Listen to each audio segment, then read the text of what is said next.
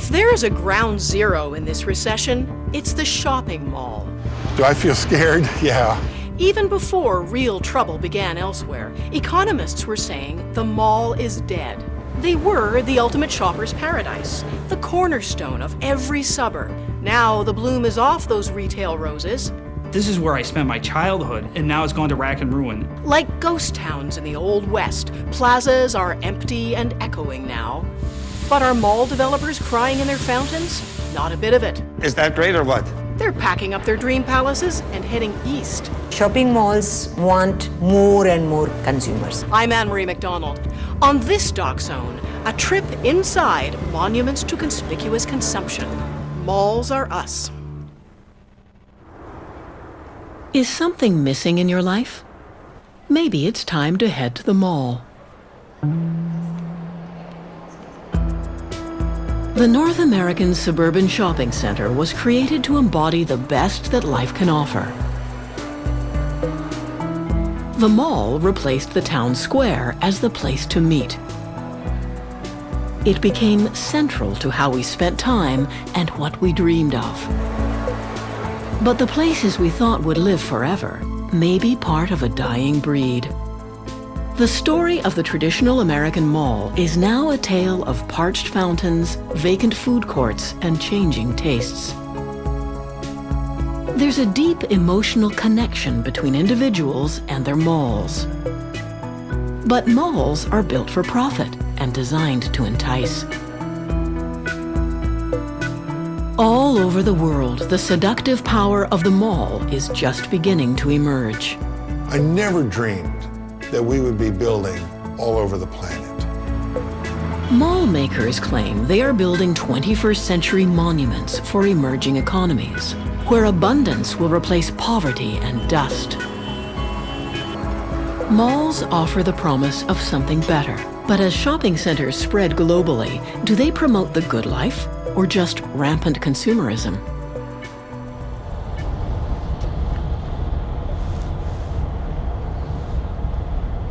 Entrepreneur Ruben Stahl is traveling to the site of his future mega mall, a 331-acre patch of forest he wants to transform into an environmentally themed retail park. Religion, heritage. I pray every morning. Really, I do the whole ritual. Today in North America, in spite of our collective devotion to shopping, it takes almost religious zeal to get a new shopping center off the ground. Ruben's project is no fly-by-night idea. A veteran of the mall business, he's been dreaming of this venture for the last 17 years. The malling of America is all mulled out. This is the last piece of land. Now, is that dramatic? You're going to see that on the freeway where we exist. Potential investors are nervous about the scheme, and for good reason. Traffic at malls is falling off as soaring food and fuel costs, combined with sinking stock markets, are cutting into the purchasing power of consumers everywhere. Many are buying closer to home or looking for bargains online. In the US, the number of store bankruptcies is climbing off the charts. In 2005, only 5 malls were built in America. In 2007, there was just 1. Headwinds from the US are sending dark clouds over Canadian consumers and retailers alike. Consumer confidence is at its lowest point since 1995. Anyways, we'll see what happens. Okay? No surprise there's less money for shopping in malls. Ruben wasn't always swimming against the tide. He made his reputation in the booming 80s as creative genius behind one of the largest malls in the world, the West Edmonton Mall, where shopping and spectacle combine for fun and profit. Think of the magnitude of 111 eateries in a mall. 836 stores. 836 stores at one mall. It's unheard of.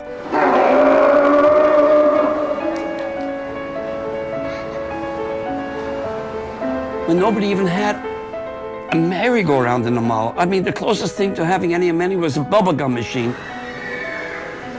But there was no end to what we wanted to do. To keep them in the mall for as long as we can. The longer they stay, now we're getting into business, the more they spend. Because the end result is shopping. The public's infatuation with enclosed malls first began to wane in the 1990s. Discount shops, factory outlet stores, and more recently, stylish open-air plazas have taken a huge chunk out of profits. Today, hundreds of traditional shopping centers are gasping for life. Randall Park was the world's biggest mall in 1976. Now, it's dead.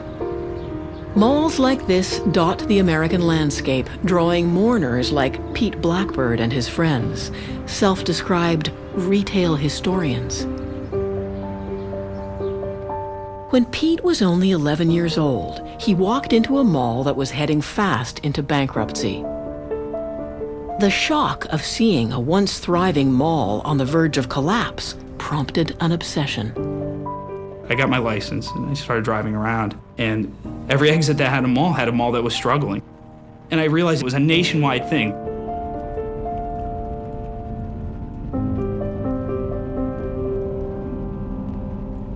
When you first get there, there's this once powerful structure, and you're standing there and you feel this big. And I think that's the way you were supposed to feel when it was working, and you still feel that way. To me, it beckons. It's this thing that I have to go up and peer into the windows. I have to get inside.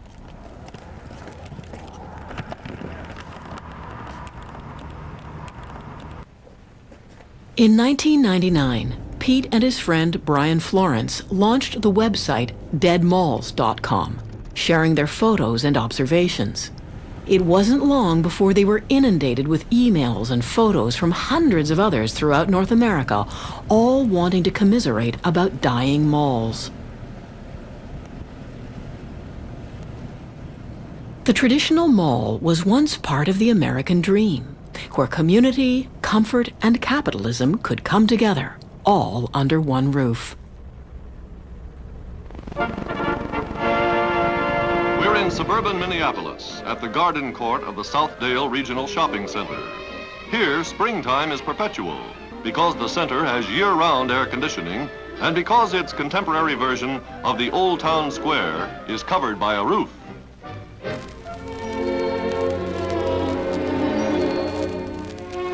The man credited with inventing the enclosed shopping mall was a fervent socialist and utopian thinker. Victor Gruen, an architect and refugee from Nazi-occupied Austria, missed the cafes and boulevards of his beloved Europe. He imagined malls as centers of communal life in soulless American suburbs, where the pursuit of happiness would be number one, and even the problem of parking could be solved.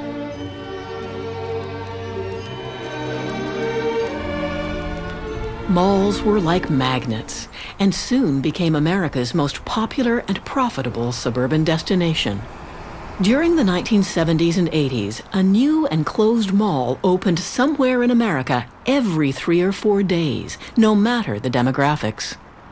Frenzied shoppers couldn't get enough of the mall, breaking down doors to scramble for bargains.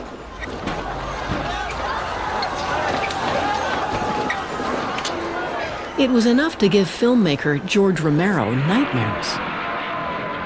His cult classic, Dawn of the Dead, satirized our obsession with shopping. This is of a society gone mad. I'm afraid. Why do they come here? Some kind of instinct, memory, what they used to do. This was an important place in their lives. Ironically, John Jurdy, one of the world's most renowned mall architects, hates shopping, but he thinks malls serve a higher purpose. America, strangely, is a very lonely place. Look up and down the streets. There's nobody there. I grew up as a very lonely kid. No brothers and sisters, uncles and aunts, and moved around the country very often and didn't really establish much of a community life, from that loneliness, and my interest in architecture.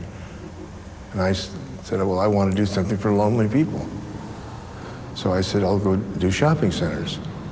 After conquering the suburbs, Jurdy set his sights on America's dying downtowns. He believed the mall could work its magic by drawing people back to blighted inner cities. These malls are more like a park. You come, you can bring the kids and you're still in the sun. And yeah. I'll travel for a good store. I like the different colors and the layout's totally different. It's got to have some originality. I want to go check out those shirts. A mall may not look much like a church, but social critic and professor of religion John Paul believes the similarities are striking. Malls pick up vestiges of religious symbolism.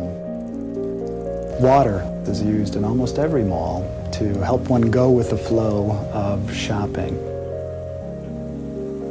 There are fountains, waterfalls, streams, little water flowerets, all designed to communicate the religious symbolism of water, which is purification. Mall designers ingeniously integrate this profound symbol. I mean, we're made of water. We need water. We can't live without it.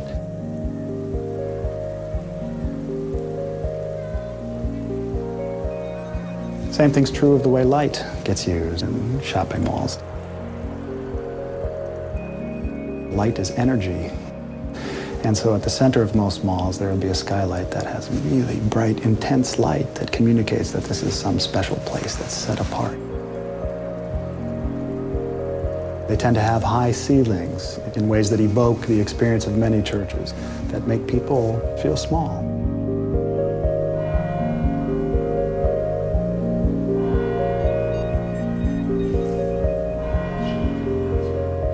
By having trees in malls, architects and designers are saying this is a place where you can grow, where you can become a better person, where you can even live eternally, because none of the trees in malls ever die.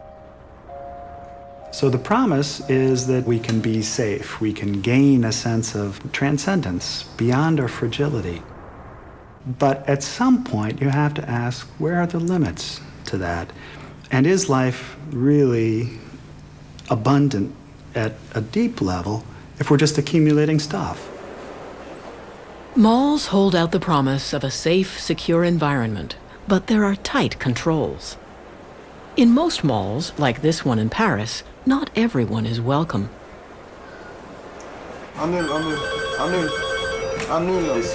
Oui, allez-y. 101 pour 103. S'il peut nettoyer les tags, il faut qu'il les nettoie. S'il ne les nettoie pas, on appelle la police directe. Ok. Oh. Allô. Remonte par là. Allez. Remonte. Qui ça? Remonte.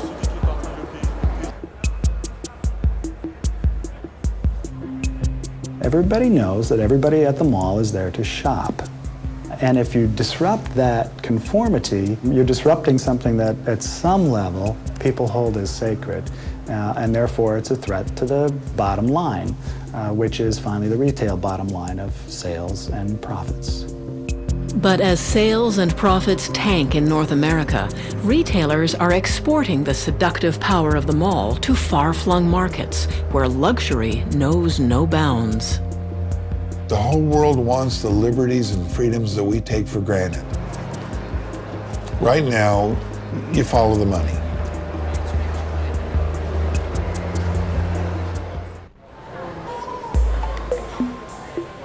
From the Middle East to Eastern Europe and Asia, the shopping mall is booming.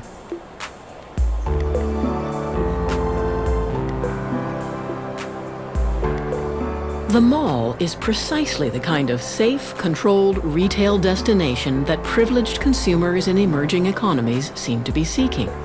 Refined and secure shopping experiences far removed from the have-nots in their societies. どれ？あ、これめちゃめちゃ後付けじゃない。これだけで買ったで。ショーパンについとった。American-born architect Eric Kuhn is a true believer in spreading the power of retail to the world. The constellation of projects we have now are just magnificent. Asia, Northern Asia, Central Asia, Southeast Asia, the Middle East, Europe, Eastern Europe, a resort lake development in Kazakhstan, a city for 700,000 people on the northern end of the Arabian Gulf for the Emir of Kuwait. And tucked into it is retail that stitches all of that together. These are projects where people are asking the questions that maybe only monarchs and the church and the aristocracy used to ask. How do you capture the ethos of a culture and represent that in the very cities that we live in? And we feel we're part of that today. I grew up in Texas on Air Force bases scattered all over America. We lived in something like 11 cities before I was 12 years old. When Dad got out of the Air Force, we kind of dropped down into the poverty level of living. And, you know, when you're making do with secondhand clothes from the Salvation Army store, that kind of alters your perception of the world.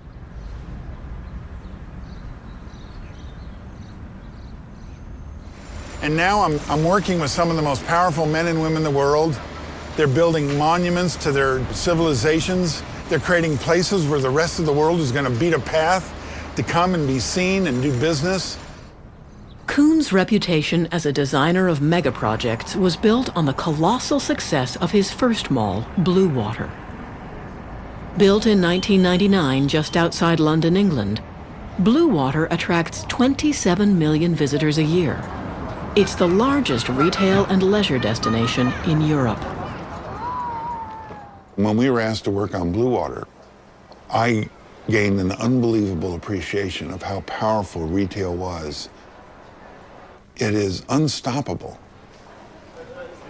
For me, retail is the way people personalize their lives. And in a world that's increasingly hostile and incomprehensible, and a chance for an individual to give meaning to their life through the clothes they wear, the way they dress their kids, the way they outfit their homes. It's such a powerful force.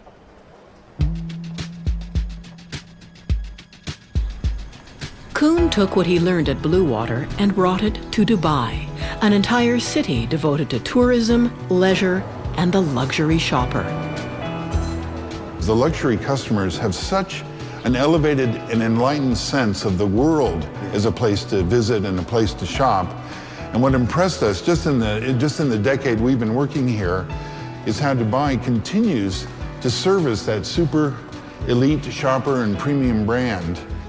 Paul Gaultier, we had Christian Lacroix, we had Christian Dior, and we had Fendi. Brilliant. You know, brilliant. In the haute couture kind of like, So this all adds, of course, like, to the reputation of Dubai as attracting like world-class luxury events. Elite visitors to Dubai, representing over 200 nationalities, seek out Kuhn's Bergman Gardens, which has one of the highest concentrations of luxury brands in the world.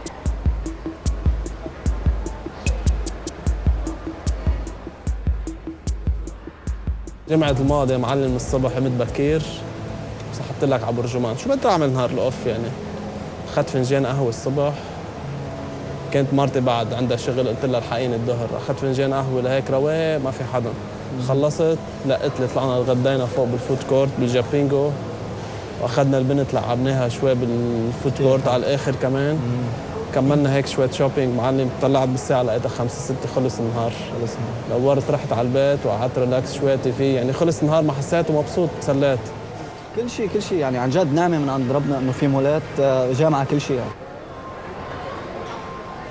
Dubai, there are more than 200 different nationalities. One time somebody asked me, what is the profile of your customer? I said, the only profile of my customer is a deep pocket, like, and a good taste, like, of good shopping, Such success has landed Kuhn an even more ambitious contract. The new Dubai International Financial Center, a retail office and leisure mixed-use project, will be larger than 370 football fields stitched together.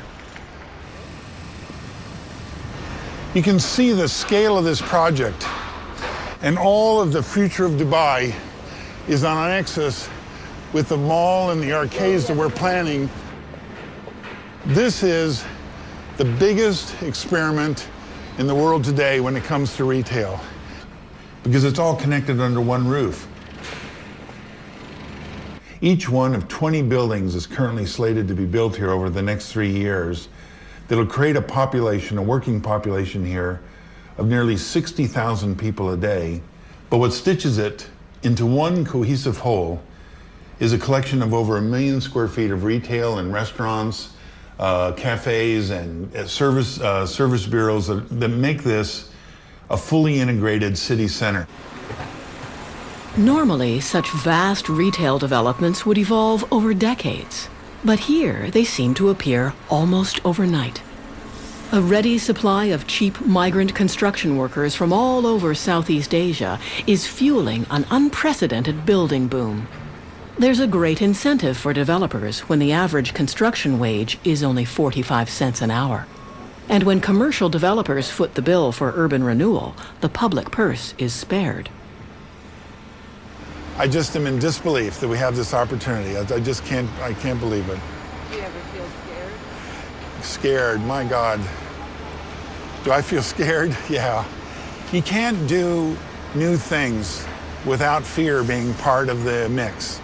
You know, I mean, Einstein made that famous comment that if we knew what we were doing, we wouldn't call it research. This is just continuing a tradition of aggressive belief and passionate belief about the future that Dubai, in our time, has picked up that baton and carrying it. And it'll pass the baton to Kazakhstan, which is next, and then on to India, and then on to China. This is going to continue to go forever and ever.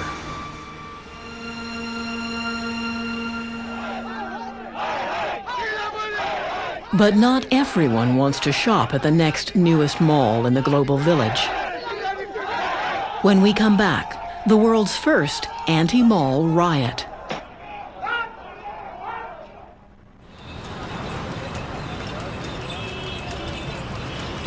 Thousands of miles from the mall's birthplace in America, the shopping center is finding a new home. Only 10 years ago, India had no malls. But relaxed trade barriers have cleared the way for multinational brands to set up their stalls. Shopping centers are being created at a pace unmatched anywhere, anytime in history. All in pursuit of a new generation of shopping devotees. In homes and shops across India, a great debate about malls has been unleashed, often pitting young people's values against those of their parents. Matter is, I'm not criticizing the mall. I'm not saying you don't come to malls. You come to malls, it's a nice place. But you want me to come here every time, as you are forcing me to come to the malls. I feel little uncomfortable because it's limited to only one layer of the society of our country. I will definitely feel uncomfortable when I have to travel outside in the sunlight. There's so much of heat, you sweat all the day. आप अच्छी सी shirt पहन के बाहर निकलते हो and the moment you want to reach to a nice place, वो सारी sweat में खराब हो जाती है. That is why the malls are made ना central air conditioned. Central air conditioned. एक बात सुनो बेटे. See, one should see what I prefer. One should remain with the nature. One should live with the nature. Okay. One should go with the nature. Right. I don't know why you are running after this air condition and all. And in the house also, then again you ask for this air condition. I have come from the mall. I need AC in the house. Suppose I can't afford. Tell me. While the new malls may offer creature comforts like air conditioning, 80% of the 12 million shops in India are small family businesses that have cultivated customers over decades. Labor activist Amarjit Kaur says the international retailers descending on India are in for a fight. Everybody wants to go to a shopping malls for one time, for enjoyment and searching the rates and items, quality, whatever. Yeah. Then came back to us. Good. Our price are reasonable, our quality is best, Indian material is good, it's no doubt. और जो हम customer को facility देते हैं, जो हम variety के अंदर कस्टमर को गारंटी देते हैं, क्या माल वाला गारंटी देता है, कभी गारंटी नहीं देता। ये इम्पोर्टेंट है। हाँ जी, एक चीज़ माल से आप परचेज करके आएंगे, दूसरे जगह वो रिटर्न नहीं करेगा, एडजस्टमेंट नहीं करेगा। These shops do have quite a chunk of clientele. And shopping malls want more and more clientele, consumers. So they think that these shops must go. Otherwise, why they are having shopping mall? They are having shopping mall for more profits, more incomes. In 2006, government officials in New Delhi began a campaign to close down 40,000 traditional businesses. They claimed these shops were illegal and at the root of urban chaos. But most of these shops were established 30, 40, or even 50 years ago, providing generations with jobs and stability. The many ma and pop stores are the backbone of India's middle class. Over several months, 13,000 shops were padlocked or demolished, though most had dutifully paid taxes for generations. We are not this Western culture, we cannot tolerate it. This is Western style. These politicians are taking the money from the malls peoples and they want to set every shopkeeper will go there. How anybody will buy so expensive shops? Yeah. Shopkeepers and their customers took to the streets. The world's first anti-mall demonstrations resulted in riots that paralyzed the city for days.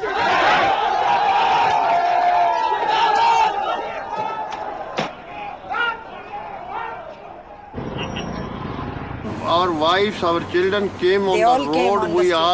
We have agitated it. And we confronted with the police confronted also. with them. We will not tolerate this. This is bloody gundagardi. They are not doing justice with the middle class people. Yes. They want to close all the shops. They are making only money. By many countries, shopping mall culture is just a way of life. But in my country, it's in contrast a very fast process of pauperization, of not only poor becoming more poor, but of middle class going down the drain. Big architects coming, big builders coming, developing into. For them, it's a sort of a business competition. Every latest shopping mall they will create, they will try to upgrade it from the previous one. Do they ever look at it? They give in contracting, subcontracting, subcontracting. But do they know who the people who labor for creating such big, huge buildings, what is happening to them? We have not yet solved the question of clear drinking water to almost 500 million people of India. We are yet to solve our problem for about 570 million people to give them sanitation. Amarjit says mall development harms both shopkeepers and laborers and wants shopkeepers to lead the resistance.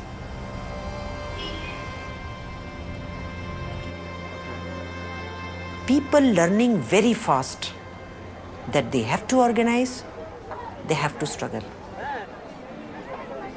लेकिन जैसे लड़े थे वैसे लड़ेंगे ना लड़ेंगे ही जब लड़ेंगे तो लड़ेंगे ही जब वक्त आएगा तो लड़ लेंगे Let the shopping mall owners understand. India is not that easy. For now, government shop closures have subsided in Delhi as a result of the protests. But no one believes the fight is over.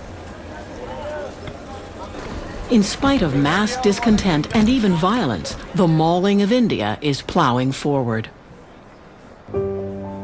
Wealthy South Asians long for the goods that Western countries already have. But as malls boom in densely populated third world countries, there's growing concern over the environmental toll.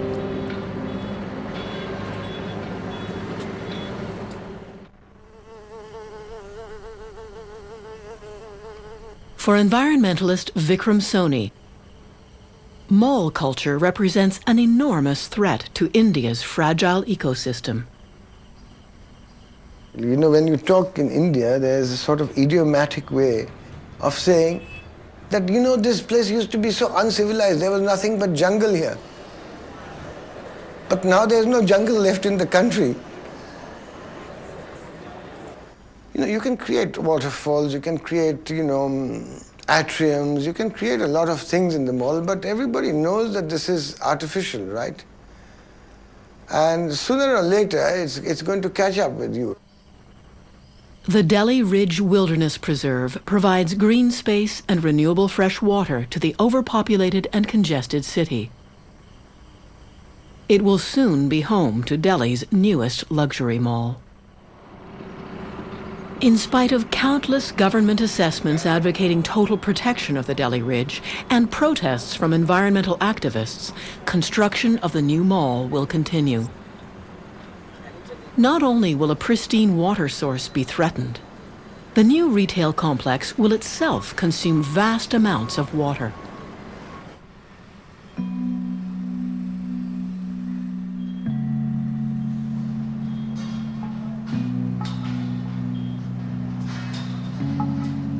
We cannot continue to think that this dynamism is now a constructive force. It's become a very destructive force in the planet.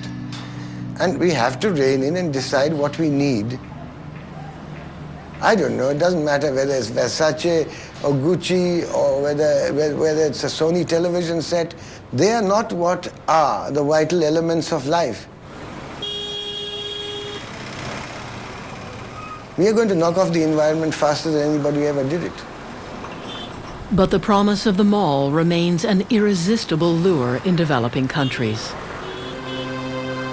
Mall makers believe it's time people in emerging economies were offered the same high-end luxury and leisure environments now enjoyed in the West.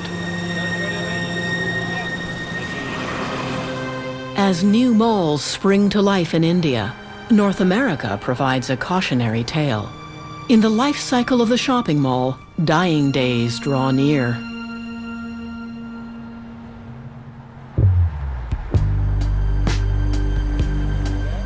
Not that long ago, malls embodied middle-class aspirations of security and continuous prosperity.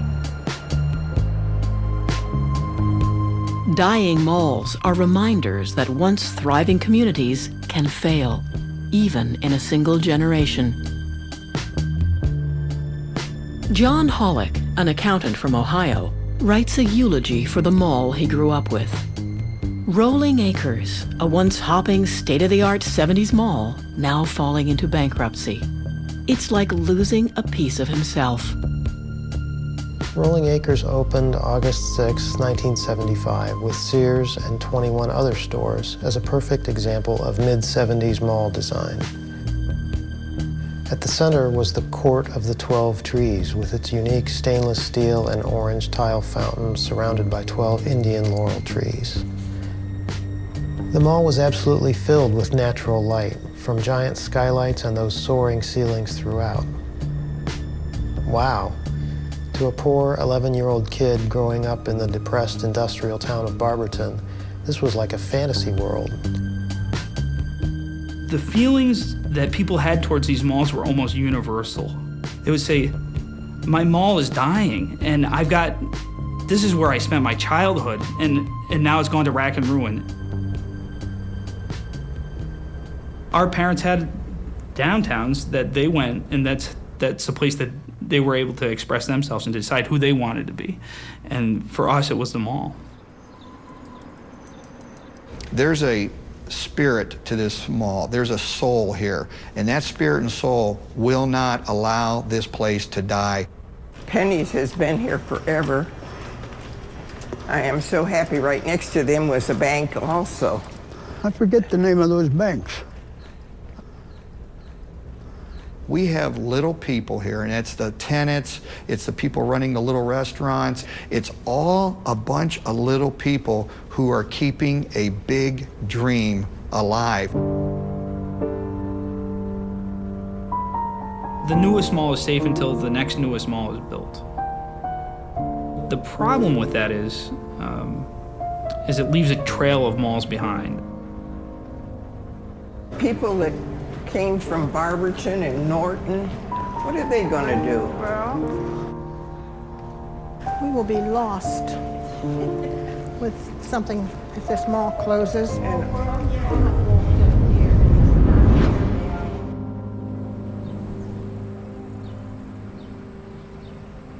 As mall rats mourn the passing of their malls and the failed promise of better times, can anyone save the North American mall? This project is destined to be the best there is probably in the world. I just love it.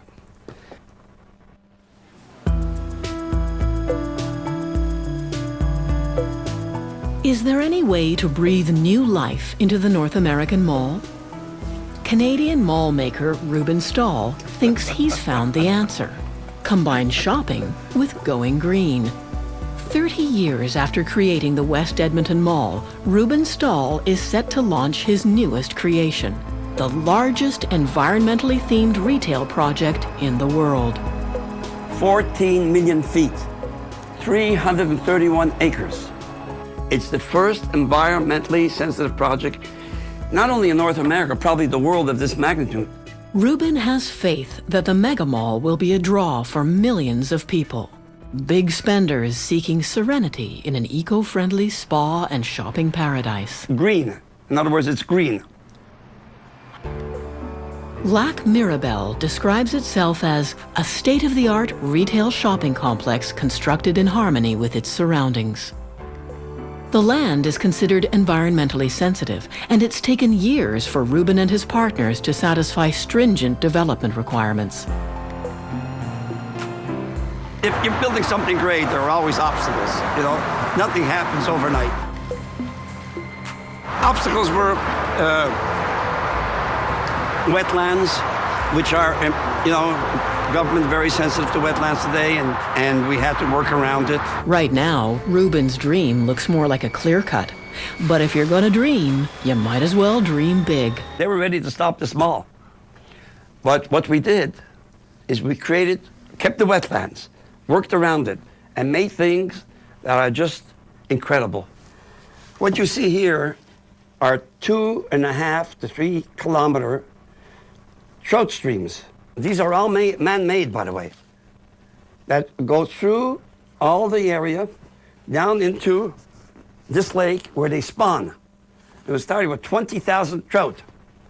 The people living here can actually go to their condo, put a rod into and catch a trout and come home and eat it. So now we had to go and find people who can actually design and build these streams, get the algae out and toxic waste out and to maintain them. These are all man-made, by the way. And if you're going to bring the great outdoors indoors, there's no better place to go for inspiration than America's largest sporting goods store, Cabela's. Ruben wants to lure the hugely popular American retailer to his mall.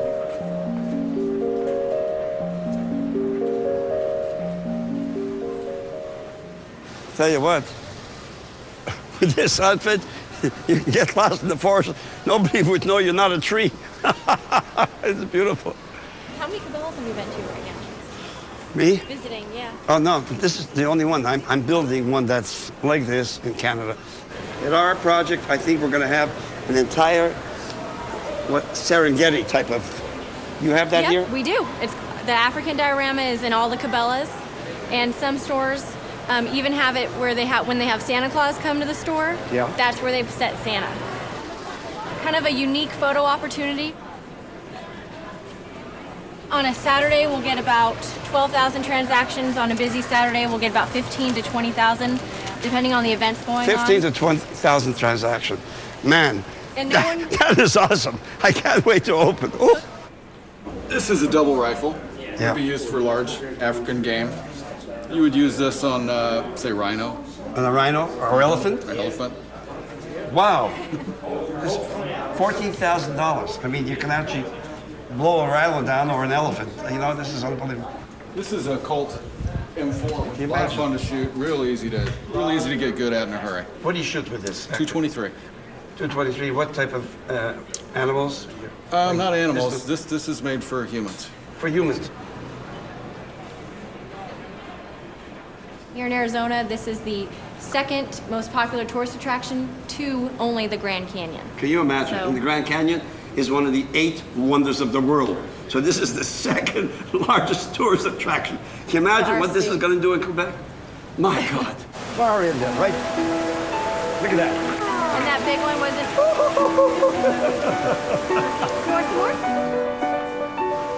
Look at him go. That is something fantastic. If you were in the Grand Canyon, this would be part of it. This elephant is real. The elephant is real. Is that great or what?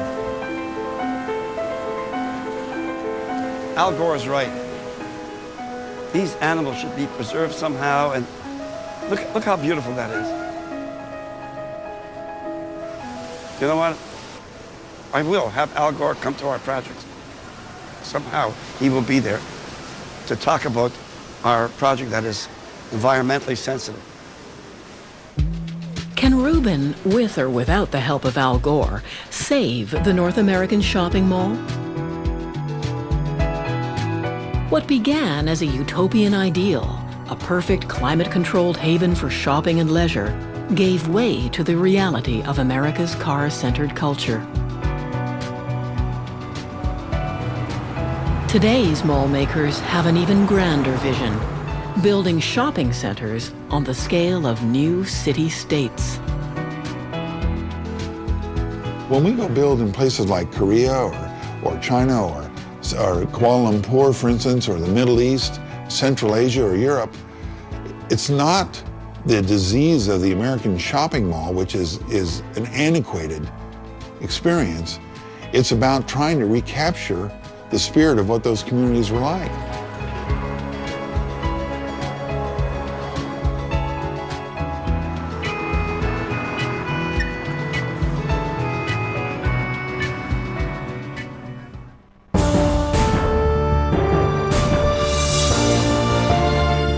Come on, man! He walks the walk.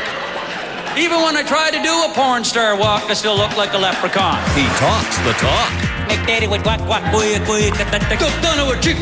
Perhaps I'm telling you too much, am I? And this fall, he's got a brand new series on CBC. There seems to be a connection here, right? So we're bringing you some of his classics, you know, to get you in the mood. Why, thank you. Ron James, Quest for the West, Friday at 8 on CBC. Smile and say millions. On the next Wild Roses. You need to get in bed with someone with experience. A secret partner, an unusual alliance, could change everything. You never really know who your friends are. Or your enemies. Wild Roses, Friday at 9 on CBC. The world's best hit the court. CBC serves up exclusive championship coverage of Canada's premier tennis event from Toronto. Rogers Cup on CBC. Women's semifinals. Saturday at 3 p.m. Eastern. Another Doc Zone starts now on CBC.